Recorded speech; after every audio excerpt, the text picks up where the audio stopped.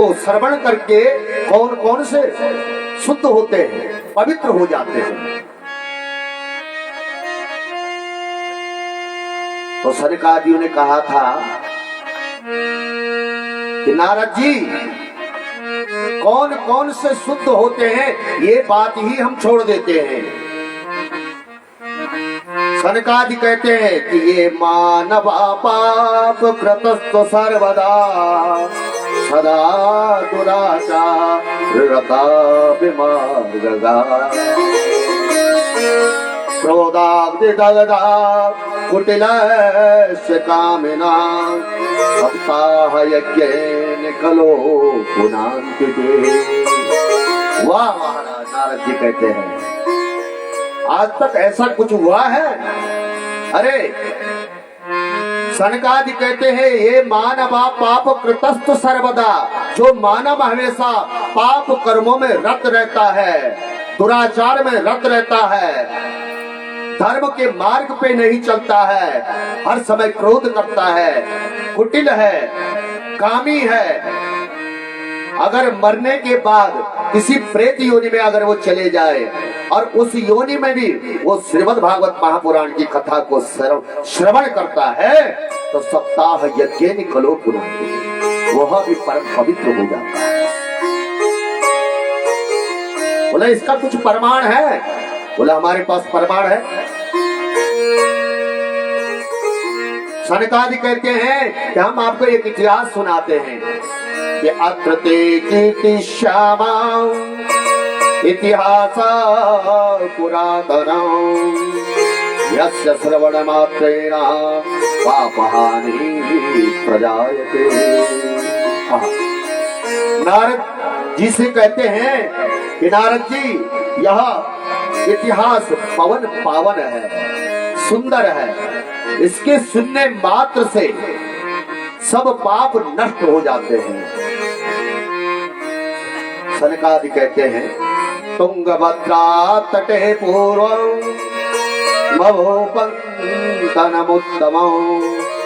यत्र वर्णा स्वधर्मेण सत्य सत्कर्म तत्परा। कहते हैं कि तुंगभद्रा नदी के किनारे एक गांव है जिसमें एक पंडित जी रहते हैं, उनका नाम है आत्मदेव शर्मा जी। आत्मदेव शर्मा जी बहुत विद्वान हैं और ब्रह्म वृत्ति से अपना जीवन निर्वाह करते हैं। और उनकी पत्नी का नाम क्या है? धुंधली देवी। पतिदेव जितने विद्वान हैं, सुशील हैं, उसी के ठीक विपरीत उनकी धर्मपत्नी है। धुंधली का परिचय दिया, लोक वार्ता रता क्रूरा प्रायसो बहुजल्पिका सूरा च गृहकृत्येषु कृपणा कलह प्रिया। कैसी है धुंधली? भयंकर झगड़ालू। जब तक पड़ोसन से झगड़ा न कर दे, लाठी चार्ज न करवा दे, तब तक तो उसका भोजन ही नहीं पकता। आपस में लड़ाना झगड़ाना ये उसका परिचय है। किसी से अपने आप लड़ जाते और अपने आप ना लड़े तो फिर दूसरे को लड़वा देना। पर ब्राह्मण देव आत्मदेव बड़े सुशील विद्वान साधारण, उसमें भी अपना जीवन निर्वाह करते हैं। पर दोनों दाम्पत्य के जीवन में एक कष्ट है। कौन सा कष्ट है? कि संतान कोई भी नहीं थी। मन में इतनी पीड़ा थी आत्मदेव जी को कि एक दिन तो ब्राह्मण देवता एकदा सा बुझो दुखाद वह तप्ता वनम गता, इतना दुख हुआ कि वन में चले गए।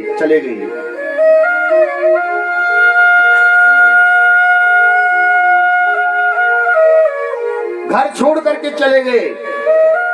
कि मेरी कोई संतान नहीं है। और वन में जाकर के एक वृक्ष के नीचे बैठ करके रो रहे थे, आंखों से अश्रुपात कर रहे थे। जब अश्रु निकल रहे थे आंखों से, तो उधर से ही एक महात्मा जी जा रहे थे। महात्मा जी ने देखा कि कोई भगवत प्राप्ति करने के लिए रो रहा होगा, भगवान के दर्शन के लिए रो रहा होगा, कैसे करके भगवान की प्राप्ति होती है, ये सोच करके महात्मा आत्मदेव जी के पास पहुंचे। आत्मदेव जी के पास पहुंचे, अब पूछ लिया